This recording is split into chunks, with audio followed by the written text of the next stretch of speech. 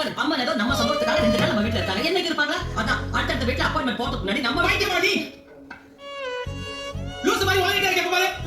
அம்மா அடுத்த வீட்டுக்கு அப்பாயின்மெண்ட் போவாங்களா? 50 வயசு ஆகுதுல்ல, 4 குழந்தைக்கு பத்திருக்கல. வேணா வேணா என்னைக்கு ஒரு பெரிய ஆள் மாதிரி நடந்துப்ப. அதனால ஓடி போய் அனாதை ஆகிடா. நீ இருந்து என்ன பண்ணிருக்க? ஓடி போனோட நம்பி 4 குழந்தை பத்திக்க. எனக்கு ஏன் தலையில கட்டதுக்கா? லூசு. ஏய் அவங்களை இப்ப எது கத்துற? அவன் சொல்றதும் சரி. நான் ஒரு நல்ல அம்மா இல்ல. எல்லா குடும்பத்திலையும் குழந்தைங்களை பெற்ற வளர்க்குற அம்மா தான்.